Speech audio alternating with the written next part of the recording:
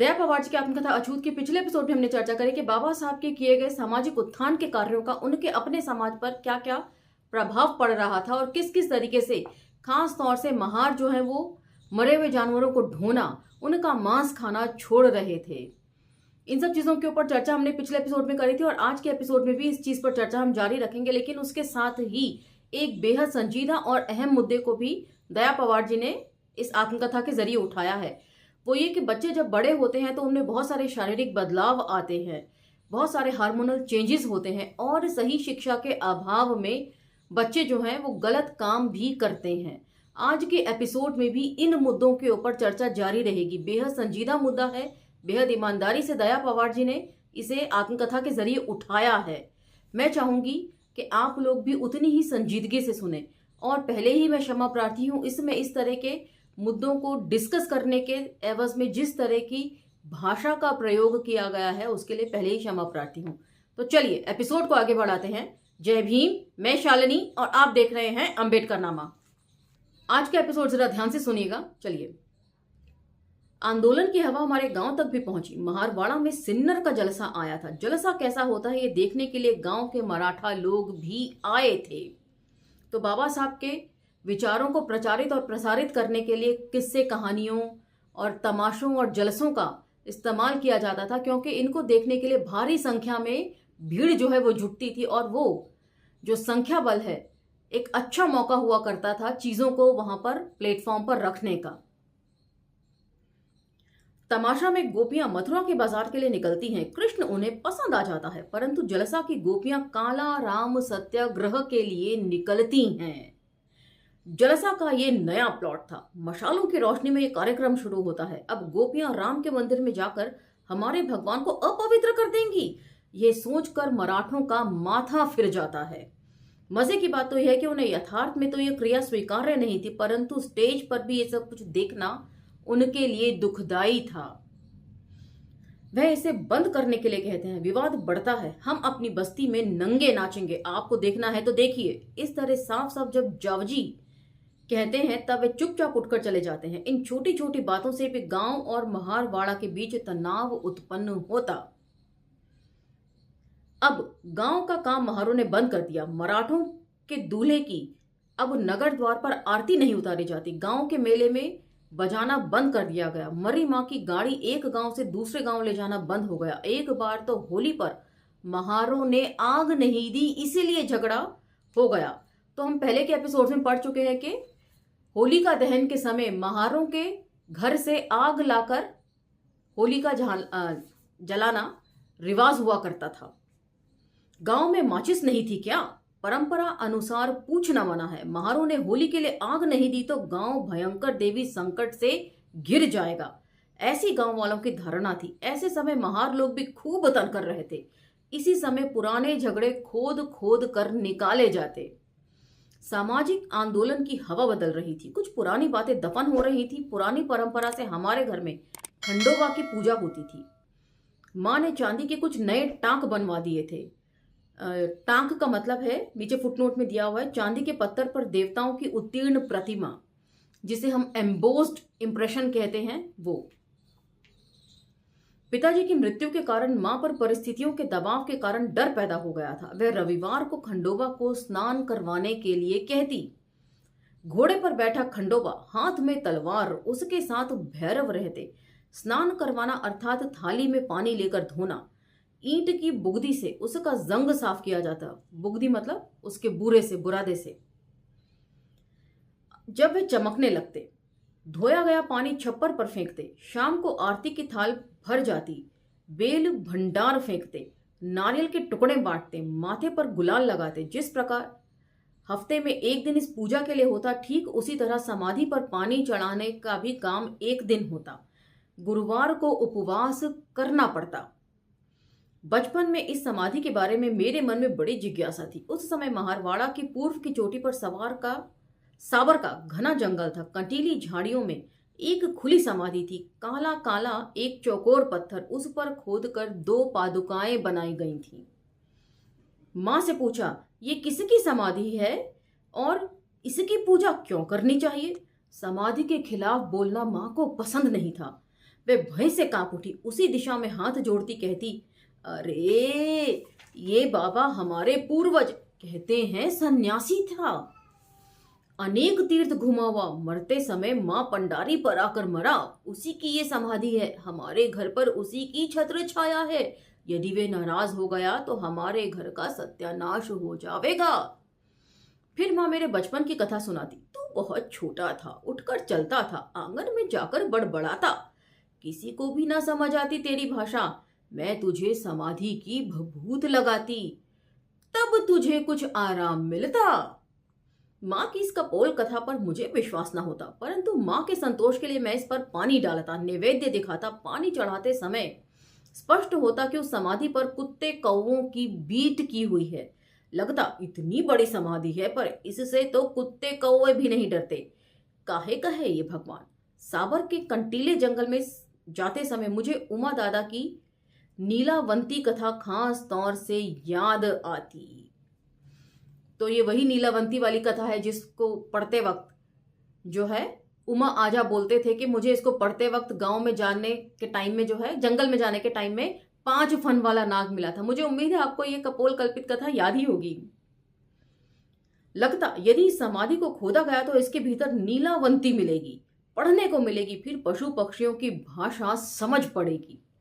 परंतु उस छोटी उम्र में भी ये कभी भी संभव नहीं हुआ। बाद में जब अंबेडकर का आंदोलन जोर पकड़ने लगा तब ये सब समाधियां ढोंग लगने लगा। ये क्या अपने से ज्यादा होशियार होगा? मुझे तो कितनी सारी नई बातें मालूम हैं। धीरे धीरे समाधि का आकर्षण कम होता गया। मैंने जैसे ही उसका स्नान कराना बंद किया, उसी के साथ खंडोबा को भी गठरी में बांध दिया। मां ने भी धीरे धीरे अपनी जिद मेरे सामने शिथिल कर दी। परंतु मेरी बंबई की चाची आज भी समाधि के सामर्थ्य से घबराती है। लड़का दारू छोड़ दे, इसलिए उसने समाधि पर छप्पर डलवा दिया है। जैसे जैसे मुझ में परिवर्तन हो रहे थे, महारवाड़ा में भी परिवर्तन हो रहे थे। महारवाड़ा के ऊपरी भाग में एक शंकर नाम का पागल रहता था, काला कलूटा, सिर पर बड़ी हुई जटाएं, शरीर पर एक भी कपड़ा न रहता, सिर्फ एक लंगोटी। नजदीकी रिश्तेदार कोई न था। उसका घर एक बार देखा, लगा कचरे का ढेर हो। जिस तरह कुश्ती के अखाड़े में मिट्टी होती है, उसी तरह उसके कमरे में राख फैली रहती। शरीर पर कोई कपड़ा ना होने के कारण राख पर लौटता। शायद राख के कारण उसे ठंड न लगती। बाहर निकलने पर निशाचर लगता, बहुत कम बोलता, किसी को तकलीफ ना देता। लोग जो कुछ भी खाने को देते उसी पर गुजारा करता या फिर जंगल से कंद मूल खोद कर खाता। उसकी शक्ति से गांव वाले भी शायद घबराते थे। सुबह उठते ही गागर लेकर कुएं पर जाता, मुंह से थू थू करता, खूब देर तक जी भर कर नहाता, गागर कंधे पर लेकर आता, क्षण भर हनुमान मंदिर के सामने रुकता, गिन गिन कर वह रोज मंदिर की सीढ़ियों को लात मारता। उसका तात्पर्य क्या था उसे ही मालूम होगा, पर मरते दम तक उसका क्रम जारी था। गांव वाले इसे पागल कहकर छोड़ देते। नंगे से खुदा डरे वाली कहावत इसके बारे में चरितार्थ होती। मतलब जो किसी चीज से नहीं डरता, भगवान भी उसका कुछ नहीं बिगाड़ सकता, भगवान को भी उसको परेशान करने में डर लगता है। महारवाड़ा में इसी तरह का शेंदर का देवस्थान था। वहां तो किसी को भी समझ में ना आने वाली भाषा में वे भगवान से झगड़ता, टूटे जूतों से उसका मुंह ठेंचता।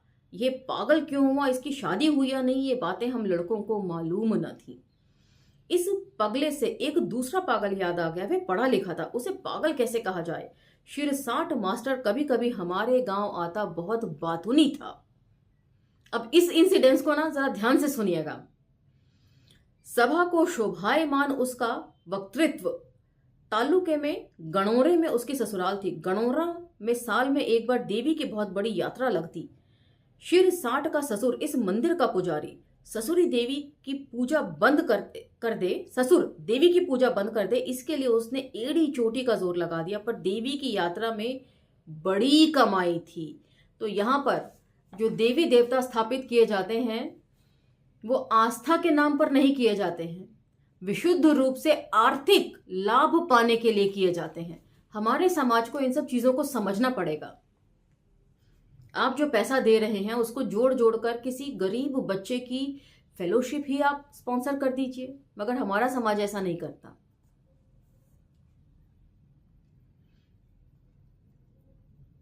पर देवी की यात्रा की बड़ी कमाई थी। साल भर के लिए अनाज, मुर्गी, बकरे, कपड़े, नारियल, यह सब देवी का चढ़ावा उसके ससुर को मिलता। देवी का पुजारी एक महार कैसे हुआ? यह सवाल कईयों के मन में उठ सकता है। महारवाड़ा में एक गरीब बहू घर वालों की तकलीफ से तंग आकर मर गई। कच्ची गगरी से पानी लाती एक दिन जान दे दी। ये घटना कब घटी कोई नहीं बता सकता, पर यही बहू अब जागृत ज्योति देवी बन गई। सारा बहु समाज उसके चरणों में लीन हो गया। मतलब बजाय इस बात का पता लगाने के लिए या उस चीज को दुरुस्त करने के लिए सामाजिक तौर पर कि एक लड़की जो अपना सब कुछ छोड़कर ससुराल आती है, वहां उसको प्रताड़ित किया जाता है, उस प्रताड़ना से तंग आकर वो सुसाइड कर लेती है, आत्महत्या कर लेती है, उसकी आत्महत्या को भी यहाँ पर एनकैश कर लिया जाता है, उसको भी देवी बना दिया जाता है। बताइए, ऐसे समाज में हम जी रहे हैं, इसमें फक्र करने लायक मुझे कुछ लगता नहीं है। ऐसा जागृत देवा स्थान छोड़ना ससुर जी को मूर्खता लगती। ससुर बात नहीं मान रहा ये जानकर शिरसाट ने अपनी पत्नी ही छोड़ दी। तभी वह बेवकूफों सा बड़बड़ाता है। उसके ताल्लुके में एक मुहिम शुरू की। साइकिल पर एक लंबी थैली टांग ली, प्रत्येक महारवाड़ा में जाकर शेंदर के भगवान के पत्थर जमा करने लगा और ताल्लुके के नदी में गहरे छोड़ देता। यह उसका नियमित काम हो गया। फिर स्कूल से सस्पेंड। कहते हैं सुपरवाइजर ने सब शिक्षकों के सामने उसका घोर अपमान किया। स्कूल छूटने के बाद वह नाके पर पान खाता था। सामने से शुभ्र स्वच्छ कपड़े पहने सुपरवाइजर आता दिखाई पड़ा। पल भर भी सोचे बिना वे पिच्ची से सुपरवाइजर पर पान की पीक डालता है। शिक्षा विभाग में चर्चा का विषय ऐसा यह मास्टर, पर उसके साथ गांव गांव के शेंदर के पत्थर जमा करने में हमें बड़ा थ्रिल महसूस होता। तो मतलब देवी देवताओं के खिलाफ अगर बोलेंगे तो आपके खिलाफ जो है वो डिसिप्लिनरी एक्शन लिया जाएगा। ये बात तो आज भी बदस्तूर जारी है। हमारे इस आंदोलन का वे बहु समाज पर किसी प्रकार का कोई परिणाम हुआ होगा ऐसा नहीं लगता। उल्टे उनकी भौतिक बातों में बढ़ोतरी हो रही थी। तो आप इसको कंटेम्प्रेरी सरकार के कामों से भी जोड़कर देख सकते हैं। रोजगार नहीं, आमदनी नहीं, खाने को निवाला नहीं, लेकिन फिर भी हमारा समाज जो है वो हिंदू राष्ट्र बनाना चाहता है। राम का मंदिर बनवाने में उसका ज्यादा इंटरेस्ट है, बजाय अपने बच्चों के लिए एजुकेशन मिले इसमें। घर पर मंगलौरी, खपरेल, गन्ना, अंगूर, ऐसी नकदी फसलें, मोटरसाइकिल, जनपद की राजनीति, परंतु उसकी खोपड़ी में कुछ बदल रहा है ऐसा कभी ना लगता। उसके पास महार आदमी पहचानने का एक अजीब शस्त्र था। जो बहुत साफ सुथरा रहता होगा वह महार है। एक और अनोखी बात पता चली कि गांव की औरतें जो हैं वो महारों को कैसे पहचानती थी। एकदम साफ सुथरा जो दिखे वही महार होगा। मैं गांव के मंदिर में जाता तो कोई मराठा टोकता, तेरी तो किसका है रे तू, सीधे सट कर निकलता है। एक बार तंग आकर मैंने कहा, तेरी मां की मैं मारुति का। निश्चित ही उसके द्वारा दी गई गाली मुझे झेल लेनी चाहिए थी, और मेरी गाली पर मराठा ना भड़के तो इसे आश्चर्य ही कहेंगे। लगता साले इतना पढ़ लिख गए फिर भी गांव आने पर पूछते हैं, क्यों रे मारुति, महार का ना है तू। महारपन झोंक सा चिपक गया था। वैसे अपने को मारुति का बेटा कहने में कुछ खिन्न हो गया था। मैं झट से यह भी कह देता, मैं टेकड़ी के मारुति का बेटा नहीं, नीचे की बस्ती के मारुति का बेटा हूं। ऊपर टेकड़ी पर रहने वाले मारुति को महारोग फूट गया था, मतलब कोढ़ हो गया था। लगता है कि कहीं महारोगी के बेटे के रूप में ही तो नहीं पहचान लिया जाता हूं मैं। इस शंका मात्र से मैं चिंतित हो जाता हूं और स्पष्टीकरण देने के लिए भाग दौड़ करता रहता हूं। आज मुझे अपने आप पर हंसी आती है, पर हरि को क्या लगता होगा।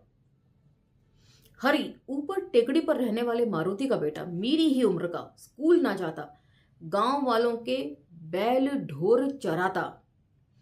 छुट्टियों में मैं कभी कभी उसके साथ जंगल जाता। वह केकड़ा बहुत सहजता से पकड़ता, लेकिन मैं केकड़ों के त्रिशूल से, उनके नोकदार डंकों से बहुत घबराता।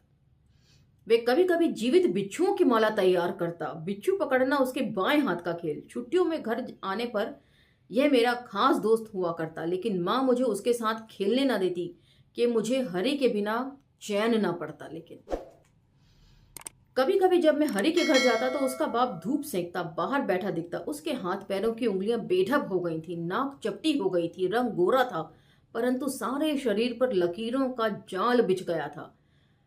कटे तरबूज सी उसकी सारे शरीर पर दरारें पड़ गई थी। हरी के बाप का ये रोग बाद में बहुत बिगड़ गया। घर में भी सब लोग उससे घृणा करते। महारवाड़ा के लोग भी उसे बस्ती से भगाने की कोशिश करने लगे। अंत में हरी ने अपने बाप को बस्ती से हटा दिया। तो यहाँ पर याद आती हैं मदर टेरेसा। लिप्रेसी यानी कि कोढ़ के रोगियों को लोग गांव से खदेड़ दिया करते थे, उन्हें जंगल में मरने के लिए अकेला छोड़ दिया करते थे, या गांव की सरहद पर उनको रहने के लिए बोला जाता था। और ऐसे में मदर टेरेसा ने यहाँ पर भारत को चुना, यहाँ की सामाजिक व्यवस्था को देखकर, और यहाँ पर जिस तरीके से कोढ़ के लोगों के साथ दुर्व्यवहार किया जाता था उससे वे बहुत द्रवित रहीं, और उन्होंने यहीं पर रहकर कोढ़ियों के लिए काम किया।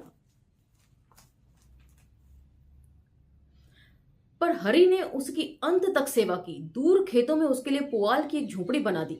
हरि उसे यहाँ रोटियां पहुंचाता। कभी कभी हरि के साथ मैं भी जाता, लेकिन हरि मुझे पास न जाने देता, दूरी पर ही खड़ा रहने को कहता। हरि के बाप का दुख देखा ना जाता, वह किसी से बात ना करता। ऐसा कहते हैं कि उसने एक बार सांप के बिल में हाथ डाल दिया था, परंतु सांप ने उसे काटा नहीं। और मुझे याद है शरण कुमार लिम्बाले जी की जब कहानी संग्रह में पढ़ रही थी तो उसमें शायद एक कहानी थी कोड़ी, उसमें भी कुछ इसी तरह का जिक्र था, बिल्कुल मिलता हुआ। मैं अगली एपिसोड में उस कहानी का नाम पूरे तौर से आप लोगों को बताऊंगी। दिनों दिन उसके हाथ पैर सड़ते जा रहे थे। कभी कभी उसके पैरों से निकलते काले कीड़े वह भीनता हुआ दिखता। वहीं खेतों में झुग्गी में वह मर गया। उसका शव महारवाड़ा नहीं लाया गया। ऐसा कहते हैं कि वहां गड्ढा खोदकर और एक बोरे में लपेटकर उसे वहीं दफन कर दिया गया। आज वहां कोई निशान नहीं है, न कोई पत्थर, न ही कोई मिट्टी का दिया। अभी अभी की बात है, हरि बंबई में ही है, इतना ही मालूम था। बंबई में कभी मुलाकात नहीं हुई। भाई खला से वीटी की यात्रा कर रहा था। बीच के पैसेज में बहुत से लोग नीचे बैठे हुए थे। उनमें से एक चेहरे पर मेरी नजर ठहर जाती है। मैं हरि को पहचान जाता हूं। उसके हाथ पैर भी अपने बाप की तरह फटे हुए थे। चेहरे पर सूजन थी, चमड़ी लाल हो गई थी। हरि को भी कोढ़ फूट निकला। लगा मेरे ही हाथ पैरों में कोढ़ निकल आई हो। कोंडवाड़ा अर्थात कांची हाउस की झाड़ कविता याद हो आई। ये पत्ते किसके? कोढ़ी की उंगलियों से झड़े पत्ते। सच, हरि को मुंह दिखाना अच्छा नहीं लग रहा था। उसके साथ की गप्पें, जंगलों में वट वृक्षों पर झूलती जड़ों से झूलना, नदी पर पकड़ी मछलियां, पूरा बचपन आंखों के सामने घूम गया। नहीं रहा गया। आवाज देता हूं, उसे झटका लगता है। मुझे देखकर वह उदास हो जाता है। मुझे अब यह साहब समझता है। अधिक कुछ बोलता ही नहीं। लगता है कि सारा चैतन्य किसी ने चूस लिया हो। मेरी ओर एकटक देखता रहा। अगले स्टेशन पर जब गाड़ी रुकी तो वह अचानक उतरकर चलता बना। एक बात और स्पष्ट हो गई, पैरों के जख्मों के कारण वह ठीक से चल नहीं पा रहा था। करीब करीब घिसटता हुआ चल रहा था। ट्रेन निकल जाने पर मैं दूर दूर तक उसके छोटा और छोटा होते धब्बे के आकार को देखता रहा। उस रात नींद नहीं आई। हरि का दयनीय चेहरा रात भर आंखों में घूमता रहा। हरि के दो भाई थे, बड़ा दामू और छोटा भावक्या। वैसे मैं बहुत दिनों तक इस बात को लेकर परेशान था कि इन तीनों भाइयों में से सिर्फ हरि को ही ये रोग कैसे हुआ। इसकी शायद ये भी वजह रही होगी कि अपने पिता की देखभाल जो है वो हरि ही किया करता था, तो ये जो डिजीज है वहीं से ट्रांसमिट हो गई हो, ऐसा मुझे लगता है। वरना क्योंकि मदर टेरेसा जो थी वो तो ऐसे बहुत सारे कोढ़ियों को छूती भी थी, उनकी सेवा भी करती थी, उनके घाव भी धोती थी, मरहम पट्टी करती थी। उन्हें कभी ऐसा नहीं हुआ, तो ऐसा मैं सिर्फ एज्यूम कर रही हूं।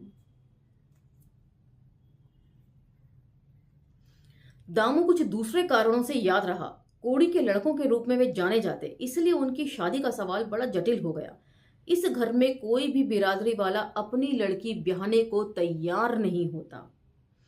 दामू को किसी ने भी उसे दामू नाम से नहीं पुकारा, उसे हमेशा दाम्या कहते। वैसे ये दाम्या था मोटा ताजा, जवान हो चला, शरीर के भीतर रिश्ती हुई वासना शायद उसे कचोट रही थी, बहुत गंदा रहता। अब इसके लिए मैं पहले ही क्षमा प्रार्थी हूं। आगे जिस तरह का विवरण है उसे प्लीज संजीदगी से ही सुनिएगा। उसकी एक अजीब आदत थी, हाथों पर थूक कर वह अपने दोनों हथेलियां आपस में घिसता। देखने वाले को यह दृश्य बड़ा विभत्स लगता। हरी गांव के ढोर चराता तो दाम्या घोड़ों की देखभाल करता। धनवान लोग बड़े शौक से घोड़े पालते, उनमें घोड़ी ज्यादा पसंद की जाती। हमारे बचपन के दिनों में पंडित जी की घोड़ी बड़ी प्रसिद्ध। कहते हैं पंडित उसे अंगारी देता। घोड़ी गहरे काले रंग की चिकनी, एक मक्खी भी ना बैठने देती। ये अफवाह भी थी कि पंडित उसे दारू अंडा पिलाता है। एक बार बाहर निकलने पर रास्ते भर थिरकती रहती। पंडित की घोड़ी की स्पर्धा करने के लिए पाटिल भी घोड़ी पालते। यही दो चार घोड़ियां लेकर दाम्या मैदान में उन्हें चराने जाता। उनमें से एक घोड़ी पर बैठने की मैंने बचपन में कोशिश करी। पिछाड़ी खोलकर उसका लगाम सा उपयोग करना मुझे हरि ने सिखाया था, परंतु जब घोड़ी के पीछे खड़ा हुआ तो घोड़ी ने पिछली लात कुछ इस तरह मारी कि मुझे छठी का दूध याद आ गया। मैं दूर जा गिरा था। एक दिन दाम्या के बारे में एक बात चिंगारी की तरह सारे गांव में फैल गई। जैसे घोड़ी की नाल ठोकते हैं दाम्या वैसे घोड़ी को नीचे गिराता है, उसके चारों पैर कसकर बांधता है और संभोग करता है। यह खबर थी। हम लड़कों को इसी बात का आश्चर्य होता कि ये दाम्या इतनी बड़ी घोड़ी को औरत की जगह कैसे इस्तेमाल करता होगा। कुछ लड़के कहते, अरे ये घर में भी घोड़ी लाता है, अपनी बूढ़ी माँ को घर से बाहर भगाकर एक घिनौना कुकर्म करता है। मैदान में ऊंचे पत्थर पर खड़ा रहता है और घोड़ी को नीचे गड्ढे में खड़ा करता है। यह भी एक सनसनीखेज खबर थी, पर तब से गांव में आने जाने वाले उसे क्षमा प्रार्थी हूं गाली लिखी है, घोड़ी चौथ कहकर चिढ़ाया करते, और ये बात कहने वाले की ओर बेशर्मी से देखकर वह हंस देता। उसकी हंसी के पीछे भी मुझे उसकी वेदना दिखती। पाटिल लोगों ने एक काम किया, घोड़ी की योनि में एक बाली टांक दी। दामू की यौन विकृति की एक घटना और दूसरी ओर सीता की घटना, वासना भीतर ही भीतर घुटते रहने के कारण वह हिस्टीरिया की शिकार हो गई। वैसे लोग हिस्टीरिया नाम से इस बीमारी को न पहचानते थे, परंतु सीता को उसके पति ने छोड़ दिया था और उसे पागलपन के झटके आते। तो भारतीय संरचना एक ही अपराध के लिए पुरुष को अलग सजा देती है और स्त्री को अलग सजा देती है, या कुछ केसेस में तो पुरुषों को कुछ कहा ही नहीं जाता, यूं ही छोड़ दिया जाता है, लेकिन स्त्री को हर हाल में दंडित किया जाता है। और ये दंड कितना यातना भरा और खराब होता है, आगे इसी चीज का जिक्र है। सीता को उसके पति ने छोड़ दिया था और उसे पागलपन के झटके आते। युवाओं को देखने के बाद वे पागल हो उठती, यौन हाव भाव इशारा करने लगती, अपनी साड़ी खोलकर भागने दौड़ने लगती। उसके रिश्तेदार उसे इस कोठरी में बंद कर देते। जब उसे मालूम हुआ कि उसके पति ने बंबई में एक दूसरी बाई रख ली है और वह सीता को साथ नहीं लेकर जाएगा, तब उसका पागलपन उफान मारने लगा। गांव क्या कर सकता था? उसे दागने के लिए जंजीरों से बांधकर हनुमान के मंदिर के सामने लाया गया। स्त्रियां यदि नंगी घूमती हैं तो यह इज्जत दागने जैसा था। पागलपन का दौरा पड़ने पर वह दो व्यक्तियों को सहज ही झटक देती। दागने की प्रक्रिया बहुत ही अमानुषिक थी। मात्र याद आने से ही शरीर के रोंगटे खड़े हो जाते। गांव का एक बूढ़ा आदमी दागने के लिए बड़ा प्रसिद्ध था। दूर दूर से लोग उसे दागने के लिए निमंत्रित करते। फांसी की रस्सी खींचने वाले जल्लाद सा वह दिखता। दागते समय पागल व्यक्ति के पास की खैर लकड़ी की धूनी सुलगाई जाती, उसमें लोहे की सलाखें लाल की जाती। दागने वाला हाथ में सुलगती सलाख लेकर बड़े उत्साह से आगे आता। चारों ओर दागने की प्रक्रिया देखने वाले तमाशबीन। इसी भीड़ में मैं भी स्तब्ध खड़ा था जब सीता को माथे पर, दोनों कनपटियों पर और पैरों के टखनों पर दागा गया। तब उसकी चीत्कार आकाश फाड़ गई। वह आज भी याद है। तांबे के सिक्कों जितने बड़े जख्मों के निशान होते। दागने के बाद वे अरंडी के पत्तों पर घी लगाकर जख्म पर रखना ना भूलते, ठंडक के लिए। पहले जलन दो, फिर ठंडक दो। सीता की तरह शंकर को भी क्यों नहीं दागा जाता, यह प्रश्न ही बना रहा। तो समाज बहुत दोगला व्यवहार करता है जब बात स्त्री और पुरुष की आती है। दोनों का एक जैसा अपराध, लेकिन सजा सिर्फ स्त्री को। इसके ऊपर बनी हुई नसरुद्दीन शाह और राजेश्वरी की एक बहुत संजीदा और उम्दा फिल्म है। फिल्म का नाम है त्रिया चरित्र। आप उस फिल्म को जरूर देखिएगा। उसमें इसी मुद्दे को उठाया गया है कि बेटा शादी करके जब नई दुल्हन लेकर आता है और पिता जो विदुर हैं और बहू के साथ घर में अकेले उनको छोड़कर बेटा परदेश चला जाता है काम करने के लिए, और ससुर जो है वो किस तरीके से अपनी बहू के साथ यौन संबंध बनाने की कोशिश करते हैं। बहू रिबेलियस हो जाती है, पंचायत में शिकायत करती है, लेकिन ससुर जो है वो पैसा दे दिवा के बहू के खिलाफ दागने का जो फरमान है वो जारी करवा लेते हैं, और अंत में किस तरह दागा जाता है उस बहू को, ये आप जरूर देखिएगा। फिल्म का नाम है त्रिया चरित्र। और उसके साथ ही एक और फिल्म है तब्बू स्टारर अस्तित्व, वो भी देखने लायक है। उसमें तब्बू बहुत बेहतरीन और संजीदगी से इस बात को कहती हैं कि जो आग पुरुष के शरीर को जलाती है वो क्या स्त्री के मन को कम जलाती है। दोनों तरफ ही ये उत्कंठा हो सकती है। ये अलग बात है कि हमारा समाज अजंता एलोरा की गुफाओं में जाकर भ्रमण करके आनंदित होना तो चाहता है, लेकिन इन मुद्दों पर बात नहीं करना चाहता। इसी विचार मंथन के साथ मैं आपको छोड़े जाती हूं। उम्मीद है आपको ये संजीदा सवाल जो हैं मथेंगे अंदर से। अगले एपिसोड में हम चर्चा को आगे बढ़ाएंगे। तब तक मुझे आज्ञा दीजिए, लेकिन यदि ये एपिसोड्स आपको इन्फॉर्मेटिव लगते हैं तो आप इन्हें दूसरों तक पहुंचाना ना भूलें, दूसरे सोशल मीडिया पर स्प्रेड करना ना भूलें। मिलते हैं अगले एपिसोड में। नमस्कार, जय भीम।